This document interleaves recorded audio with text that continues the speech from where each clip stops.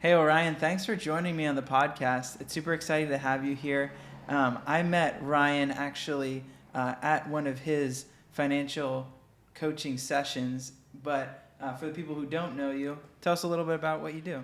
Sure. So I love partnering with churches, businesses, community groups to host workshops where people can come and learn the basics of money. So, money for most people was very private growing up. Nobody really talked about it. And in school, they were lucky if they even took one class. Mm-hmm. So, money is something we use every single day and are expected to be responsible with it, but Yeah. we're never taught what to do. So, I Mm-hmm. find it very enjoyable. I am a licensed financial advisor, but like you said, I prefer the term coach because just like a kid's soccer game, right? Mm-hmm. You don't just give a plan and walk away. It has to be that constant interaction, that Yeah. relationship to help you go from where you're at to where you want to be financially. So whether it's starting out with a simple budget or you're making plans to leave an estate to your children, those are the conversations I love to have with people. Yeah, that's super awesome.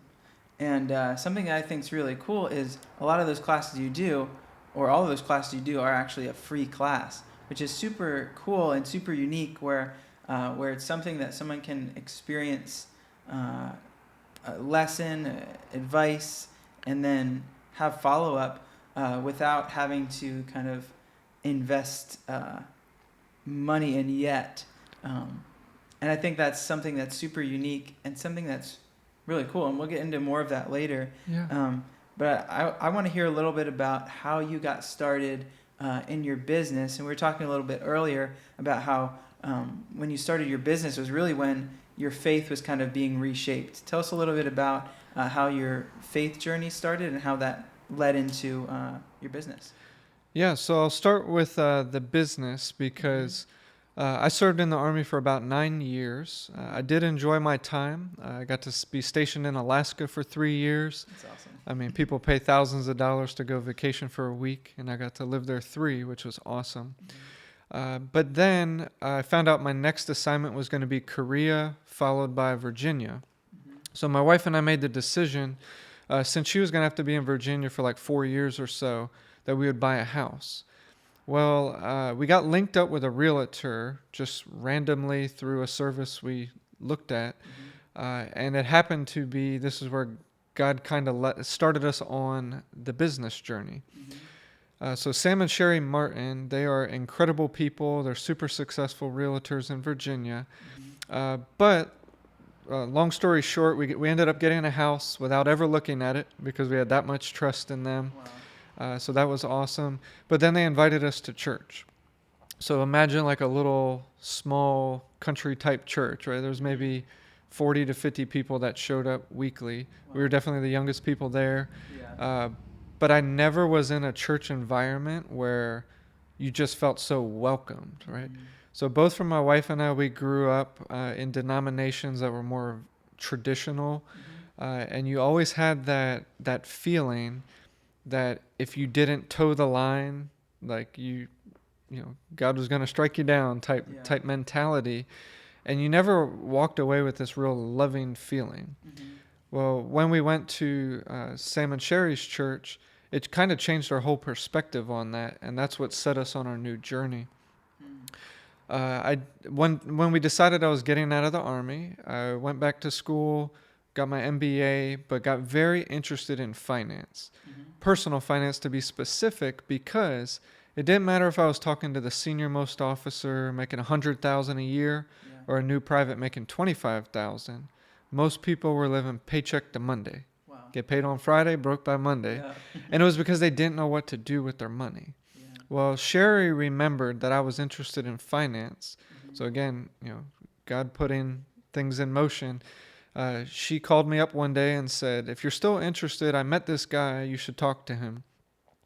And he happened to be a retired lieutenant colonel that started a financial services company in Virginia. Mm-hmm. And he allowed me to work with him part time while I was still in the Army. So Wow. I got all my licenses, training, his mentorship, and it put me in a position for a smooth transition from the Army to being a financial advisor. Mm-hmm. Worked with him for about another year, And then we felt called to move back to Pennsylvania, where we both grew up, Mm-hmm. and serve the community we grew up in. You never realize what's happening in the moment. It's Yeah. when you look back on it of, I would have never thought this all Mhm. started because we were buying a house Yeah. from for sure. Alaska, right? Yeah. And now we got 3 young daughters, and Wow. I was telling you before we started recording, like, in a lot of ways, I feel like my faith journey is still very young Mm-hmm. because of that switch in mindset from who I thought God was to who I know He is now. And I think a lot of that is, children have a way of bringing things out in you, Yeah. because I watch them and they know nothing more than how loving God is, right? Yeah. So my new perspective is God's not this, He's going to strike you down type figure. He's a father figure, right? And Mm-hmm. as a parent now, what father wouldn't want the best for their children? Yeah. There are going to be times where you need corrected or disciplined, Yeah. but it's all for your betterment and to lead you to become who He wants you to be. Yeah. So That's that's super kind of the journey there. Yeah, and that's really beautiful because it took people in a professional setting to speak outside of Yeah. that and take that leap to not, because sometimes it can be uncomfortable. Like me as a barber, there's certain times where you're like, should I say something? Should I not? Right. Like, is this gonna offend this person? Not that I say anything that's like offensive, intentionally. I always try to be very gracious and very Yeah. very careful with when I'm talking with someone, especially because they're coming in for a service. They're not coming in to be preached to. But allowing the Holy Spirit to kind of lead me and know, like, okay, is this the right thing to say? Yeah. Is this going to kind of make them feel uncomfortable? Is this going to...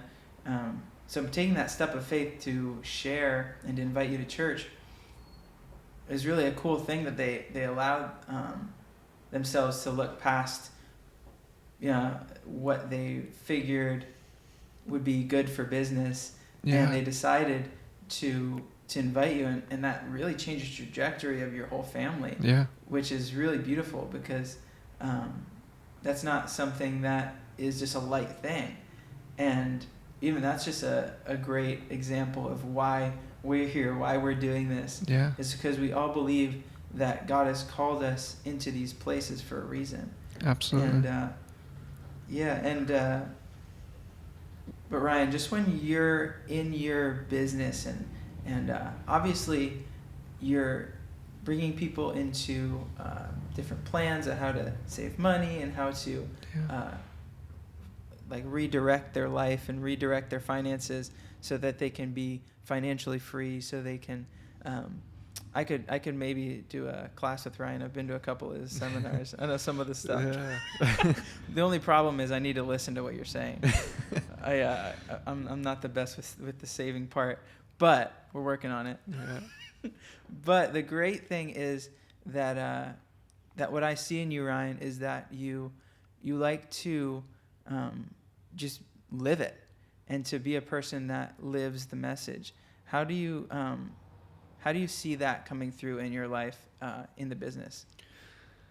Yeah, I think the first thing is I fully recognize I'm not in the money business or finance business. I'm in the people business, right? Yeah. It's the same with your barber shop, right? When Mhm. somebody walks in the door, yes, they're here to get a haircut, but you're providing them an environment where they just feel comfortable, right? Yeah. So everybody's got a different story. I meet people with feelings of embarrassment, like let's say they're 60 years old and they feel like they screwed up financially their whole life. Mhm. That takes a lot of courage on their part to reach out, right? For sure. And try to get some guidance. So I've heard horror stories of some advisors and companies where they have specific guidelines. Like if you don't have $250,000 or more, they won't even talk to you. Oh wow. Like to me, everybody deserves the information, right? Yeah. And what does that cost me? Nothing, right? Mhm. A little bit of my time. Mhm. But this is where I think God does amazing things because I can't necessarily pinpoint specifics at the moment, but I think of where I've come from in building our business here in the area and doing some things just by helping somebody with a budget where Mm-hmm. honestly they didn't have the income. They weren't in a position where they could do anything that would pay me, right, in my Yeah, for business, sure. but it was the right thing to do. Mm-hmm. And because of that moment, it's led to relationships that uh, I never would have been able to build without starting there, right? Yeah, for And, sure. and I still stay in touch with those people, and they've made great progress. Yeah. So I think always just getting back to it's people you're dealing with. Mm-hmm. So it's the simple golden rule, right? Treat people as you want to be treated. Yeah. So don't talk down to them. Understand where they're coming from. Mm-hmm. Empathy is a big thing, Yeah. and just put them at ease that your intention is pure. You're there to help them. But once you give them the steps to take, then they got to be willing to walk, right? They got to be willing to do the work. Yeah, So, for sure. yeah. Yeah, and some of the places that you've been able to do is you kind of started probably more with churches and with different organizations, just doing pop-up type Right. Yeah. type events. But tell us a little bit about some of the steps you've been taking recently with some of things like the Literacy Council and other things like that. Yeah. So my shout out to Keystone Military Families in Shoemakersville. Mm-hmm. Great organization if you're looking to support veterans. Mm-hmm. I love the mission that they have there. It's a no questions asked. Any veteran that needs help can go there. But I saw a need there of, hey, they're in these situations, and a lot of it is they need to understand what to do with their money, right? Yeah. Most people in general, I believe, are hard workers. Mm-hmm. So you can make an income, but it's not how much money you make, it's how much money you keep. Yeah. And again, it goes back to that education. So that's where it all started, and I just found it to be a successful business model of Mm-hmm. doing these type of workshops. So Keystone Military Families led to workshops like with the Literacy Council of Reading Berks, the Berks Latino Workforce Development Corporation, Reading Area Community College, different churches. Even did stuff up for veterans at Fort Indian Town Gap for a couple of the units. Mm-hmm. But anybody that's willing to open their doors and get a group of people together, it's going to be life-changing for the people that attend. Mm-hmm. So I like your word of a pop-up, right? Because Yeah. that's really what it was. Of I didn't know Mhm. what I was doing. I just Yeah. felt this is what I was supposed to do. Mm-hmm. And one of my mentors, he always said, if you try to figure it all out before you take the first step, you're never going to take the first step. That's really good. So, take the step and fix it on the fly. And Yeah, that's kind of how I operate. Uh-huh. So it really was like a pop-up thing. I threw together some PowerPoint stuff and Mm-hmm. took the feedback. Always be humble, right? Yeah. Truly ask for feedback from the attendees. Mm-hmm. And now it's turned into a formalized program. I got a 4-part workshop series. A lot of churches offer financial literacy programs, Yeah. and I kind of market this as the alternative to that, and bringing those programs into the 21st century, Yeah. because a lot has changed. Yeah. But it's also presented by licensed advisors who can genuinely answer the concerns people have today, Mm-hmm. and not just play a video or hand out a workbook. People want information. Yeah. So that's kind of how it's developed. I feel like it's up and running now, and just anybody listening that wants to open up their doors, reach out to us. Yeah. That's super cool. And I think also what's neat is you giving back to other veterans as well, and that's it's. I think we all have. We've gone through different things. We've gone through different avenues of life, and when we can inspire and speak into people's lives that we can relate to, you probably have a voice into their lives better than most financial advisors or coaches, because they think, oh yeah, that's a good plan for someone else, but they don't understand my idea or my deal.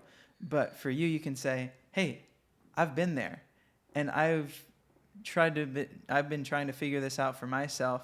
Yeah. And through this training, through these, your experience, So through the training, through your experience, you've been able to uh, grow in those places, and now you're able to give back in a very unique way to these Yeah. people that probably feel very vulnerable in those places. Because, I mean, as you know, like, it's not the best paying job. Right. It's not, there's a bunch of different things, but it takes a lot of sacrifice. So I'm sure a lot of those people in those situations, and maybe you could speak into that, feel very vulnerable, as far as almost, some people are very proud of what they did and what they've gone through. Yeah. But I've also talked to some veterans that feel used or feel like, they put a lot in, and whether they're wounded warriors or different things, they're still proud of that, of what they stood for. But then on the other side, they're not really resourced the way they should. What has been kind of your experience with different veterans in that place? Yeah, I think there's so many great organizations out there that do a lot for veterans. Mm-hmm. I think the challenge is people don't know where to go for the information. Mm. Like there's too many places to go. And so what I try to do is link them up with very direct information. That's From my really cool. experience, a lot of veterans like short, concise direction, Mm-hmm. right? Like you're given an order of go do this. Mhm. It's very direct. There is no ambiguity to it. It's kick down that door or go do this.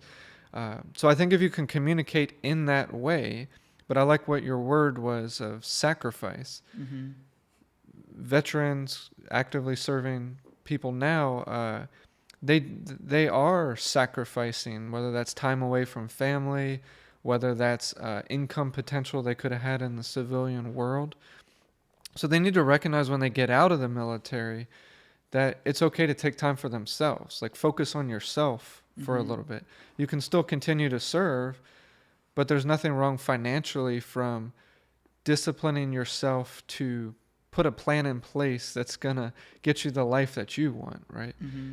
While you're in the military, it can be a struggle, but when you're out, for lack of a better word, reward yourself, right? You've Mhm. worked hard. Mm-hmm. Now put the building blocks in place where you can live the life that you want, that what you sacrificed for. Yeah. So. And I don't want to get too much into the financial Yeah. side, but I do want to ask, like, for some people that are like kind of haven't experienced this type of conversation, and how even being in finances as a Christian, it can sound like, the scripture that talks about the love of money is the root of all evil, and people can be so afraid of oh, I don't want to be on that side of it. I don't want to, there's a lot of negative talk about the love of money, but I think what's something that's important is that that word, the love of money, and it's not having money, but it's loving it or being so Yeah. connected to it that it controls your life. And I think Yeah. what you've shared in a lot of your stuff is also that if, like, people have different goals in life and different lifestyles, you want to Yeah. build a personalized plan for each person. Yeah. And if someone wants to be generous, they first have to be smart with their money. So you can't be getting all this, just buying whatever you want all the time, and still try to be generous if you're in debt thousands of Right, dollars right. or whatever. I'm sure people are way more Yeah. than that. But what would you kind of speak into for someone who is trying to focus on their finances, and building them up, being wise with their money, but still wants to be living the gospel of being generous and helping the people in need and giving, of your own resources?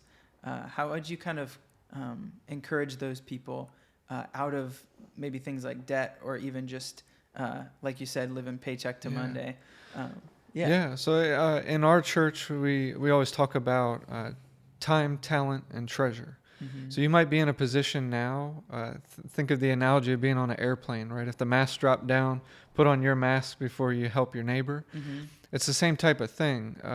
If you don't have your financial house in order, it's pretty difficult to help other people, right? Mhm. Because you're going to be the next one then that needs help.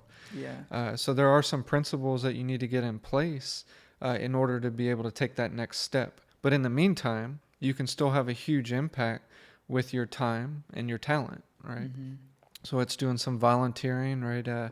Help out in the nursery at church, or Yeah. go serve some food when they do at the shelters and things Mm-hmm. like that. There is always a place to do that. Yeah.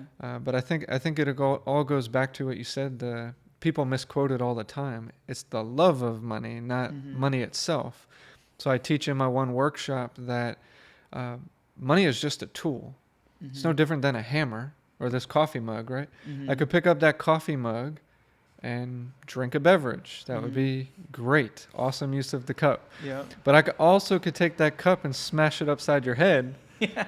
and that would be horrible, right? Yeah, for sure. That would be an evil thing to do. Mm-hmm. But the cup didn't change. Yeah. Just like money doesn't change. Money's inanimate. It's just an object. Yeah. So I always challenge people, and I love the dynamic of a room. When I ask this question, I put up a slide that's in bright red. Do you want to be rich?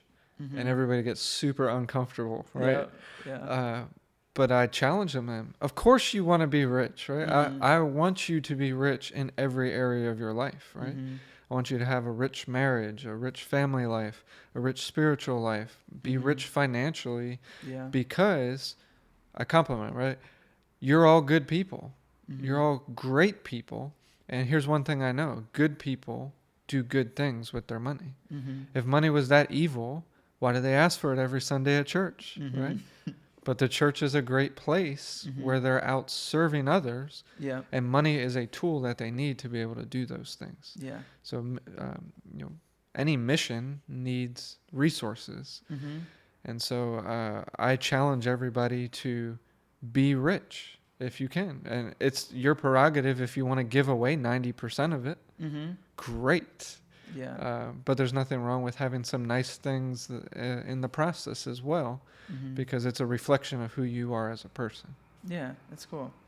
And sometimes, like you were saying, there's different ways you can give of your time, and you can Yeah. give of your energy, and there's different things that we can give.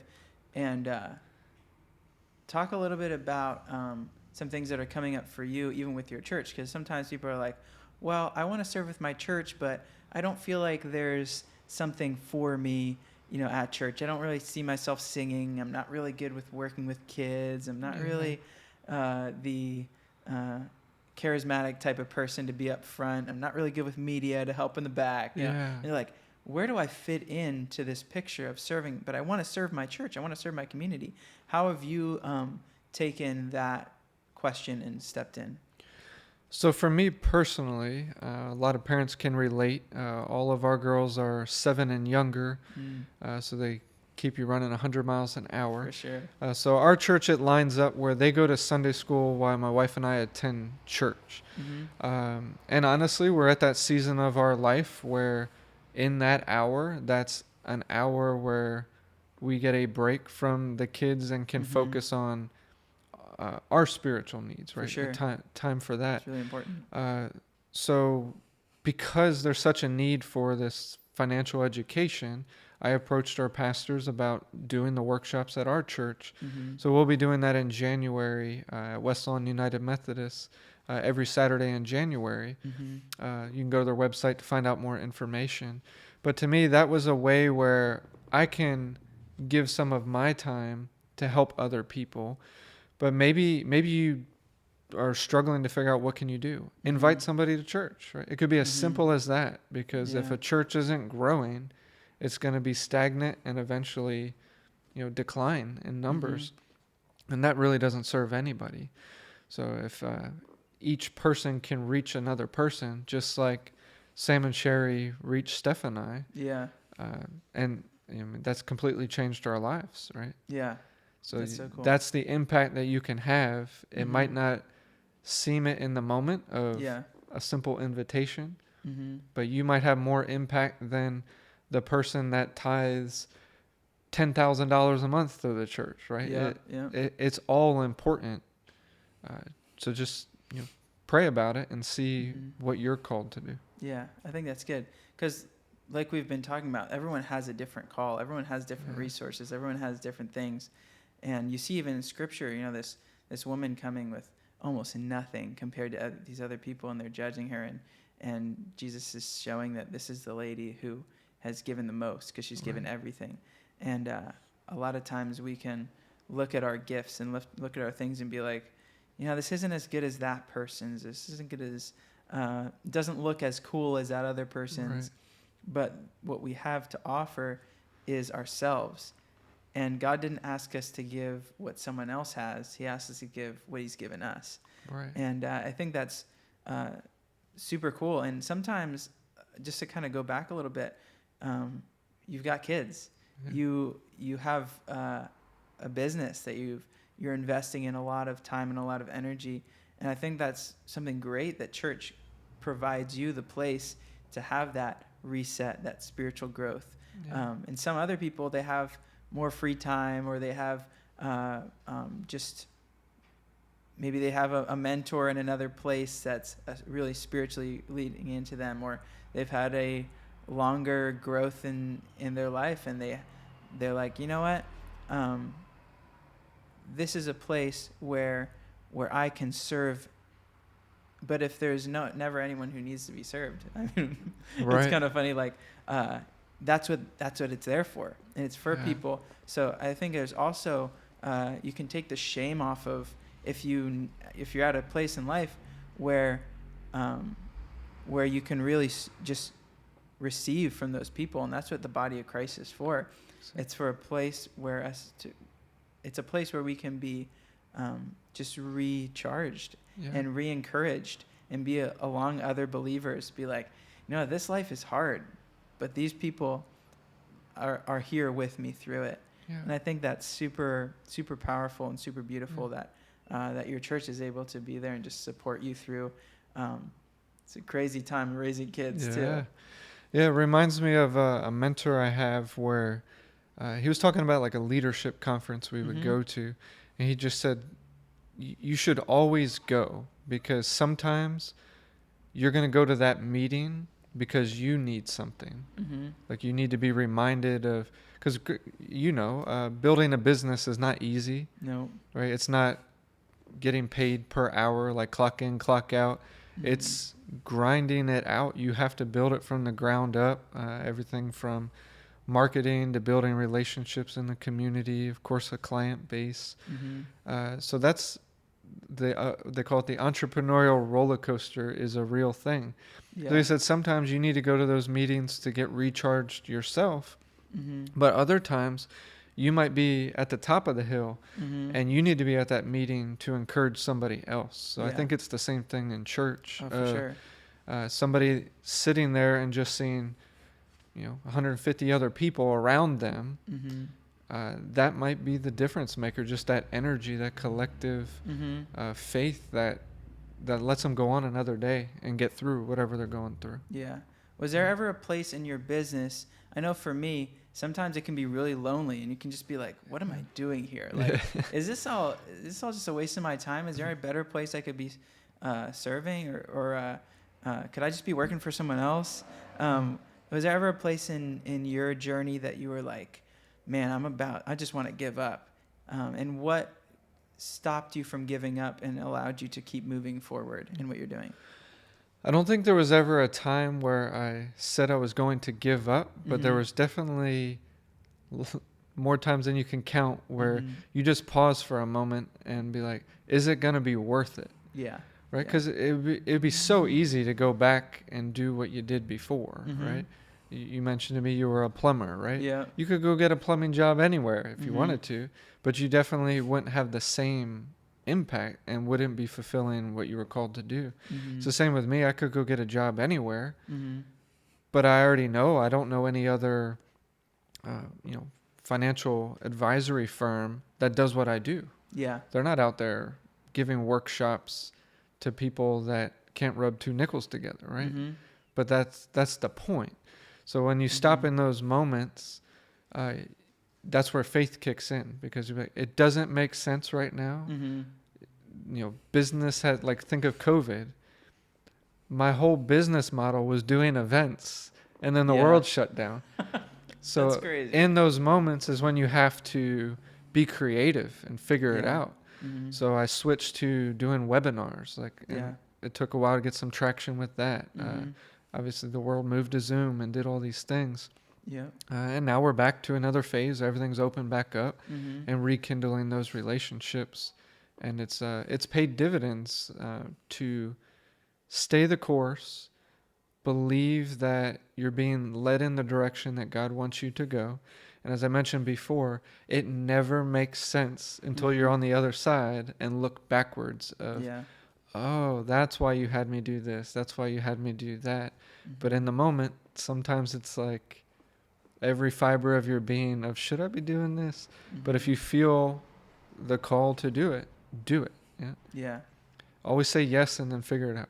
Yeah. No, that's really good, because I think there's something that really stuck out to me that you said earlier is that if you don't take the first step, you'll never do it. And I think a lot of people are stuck on that first step. They're like, I really want to make a difference. I want to do something. I want to start this business. I want to, start this podcast for me and these different things, where it's like, man, I feel like I'm kind of at a roadblock where I have to either jump in or I have to just give it up. Yeah. And I think if you're at that place, it's really important to take that leap.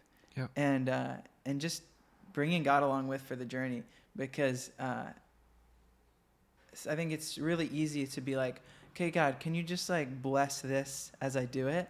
Instead of being like, hey, God, I got this thing going on. I feel like it's from you and I don't know what to do. I'm just going to take you with me, and I'm going to ask you to help lead me in these places. And I think a lot of times God is saying jump and start it and do it. And whether you learn from it or it's a success, or it's a success in the way that you thought it would be, it's all success. Exactly. Because you're growing, you're learning, and you're practicing your faith. Yeah. And a lot of times we don't have the guts to kind of push into that. Yeah. So I'm really inspired by you and how all these different places, since I've met you, you're always looking for places to invest new ways, and you're always following through on those dreams. Just one thing, even being a podcast, I was on with you on your podcast as well, and I was like, man, this is good. I really got to get back to mine. And and you didn't use excuses. You didn't let people, things not working out stop you. So we could go into a lot of different places in this conversation, but I'm just really glad that you were willing to meet here with me today and talk about a little bit about your life and your journey and just what's brought you through. And I'm excited to see kind of maybe even have you back on and have another conversation in a different direction in another season. But I'm super excited that you were on here. And thanks so much for joining. Thanks for having me. Yeah. So there's a couple questions that I want to ask every single person. And the first one would be, what is a piece of advice that you've received from either an author or a speaker or a mentor that stuck with you, whether it's spiritual advice or just general advice that's kind of guided you through your journey? Yeah, I think one of the biggest things, and I think this would be great advice for everybody, is you can't move forward, or you can never truly fulfill your potential and success until you accept 100% responsibility for your life. That's really so good. it's not what happens to us, because stuff happens to everybody. Yeah, for sure. It's how we react to it. But we can think of a million excuses whenever something happens or why we didn't do something. Yeah. But if you accept 100% responsibility, then you're in control, right? Obviously, God's ultimately in control, but you get my point. It's up to you then to take the action. Yeah. So that's something we tell our daughters all the time is if they start down the excuse road, like we don't let them say well or but. Yeah. Right? As soon as I hear that, I was like, right? Yeah. And then I make them say, I am responsible for. Yeah. Right? Yeah. And if you do that, you're always empowered, and that gives you perspective to what's the next step. Right? Because if you focus on the excuses, then that gives you an out, and your forward progress stops. Yeah. because you dwell on the excuses or that whole victim mindset. Mm-hmm. So you will be truly empowered as soon as you accept 100% responsibility for everything, because where you're at today is completely because of the choices you made yesterday. Mm-hmm. And I think that was the best advice I ever received. Yeah, that's great advice. And where can people find you? Tell us about the podcast. Tell us about any social media or websites. Yeah, so all of our stuff's on our website, rfinances.com. That's the letter R, finances with an S.com. Mm-hmm. So there you can check out what financial coaching is all about. You can schedule a time to meet with one of our advisors. At the bottom, you'll see a link to my book, Money Basics and Fundamentals. Mm-hmm. So it's a really easy read, teaches you everything you need to know about being successful with money. Mm-hmm. I put out a weekly podcast on Tuesdays. It's called Say Hi to Money. You can get the link there. It's on wherever you get podcasts. Yeah, we'll put links in the description as well. Awesome. Yeah. And so the website, rfinances.com. Yeah, thanks, Ryan. Thanks for having me.